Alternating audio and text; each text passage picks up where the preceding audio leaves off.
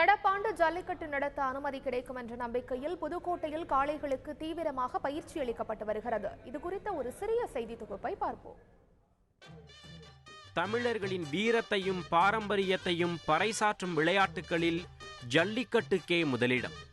பொங்கல் திருநாளில் பொலிவு பெறும் இந்த விளையாட்டுக்கு விதிக்கப்பட்ட தடை நடப்பாண்டு நீங்கும் என தமிழகமே காத்திருக்கிறது.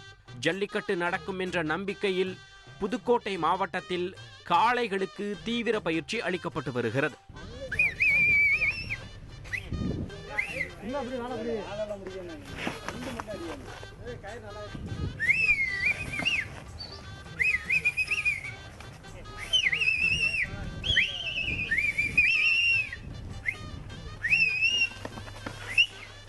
நாங்கள் மாட்டை மாடை இல்லை புல்லை மாதிரி நாங்கள் வளர்த்துக்கிட்டு இருக்கோம். காலையில் சாயங்காலம் அதை மண்ணு குத்த விடுறது, அதை தண்ணியில் நீச்சல் விடுறது, அதுக்கு 24 மணி நேரமாக நாங்கள் தேவை செய்கிறது.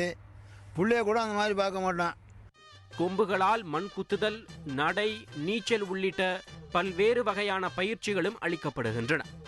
மத்திய அமைச்சர் பொன் ராதாகிருஷ்ணன், பாஜக தலைவர்கள் ஜல்லிக்கட்டு நடத்துவதற்கு மத்திய அரசு நடவடிக்கை எடுக்கும் என உறுதியளித்து வருவதால் தாங்கள் காளைகளுக்கு பயிற்சி அளித்து வருவதாக உரிமையாளர்கள் தெரிவிக்கின்றனர். இப்போ அடிமாட்டு ரேட்டுக்கு தான் இப்போ போய்கிட்டு இருக்கு. நிறைய மாடுகள்லாம் போயிடுச்சு. இப்போ ஒரு சில மாடுகள் தான் இருக்குது. அதையும் நீங்கள் தமிழக அரசும் மத்திய அரசும் சேர்ந்து இதை ஒரு சட்டத்தை பிறப்பிச்சு ஜல்லிக்கட்டு நடத்த ஏற்பாடு பண்ணி கொடுத்தா நல்லாயிருக்கும். பொங்கல் திருநாளுக்கு சரியாக 1.5 மாதம் உள்ள நிலையில் தனி சட்டம் இயற்றியாவது ஜல்லிக்கட்டை நடத்த வேண்டும் என்பது ஒட்டுமொத்த தமிழர்களின் குரலாகும். தந்தி டிவி செய்திகளுக்காக புதுக்கோட்டையிலிருந்து சுந்தர்.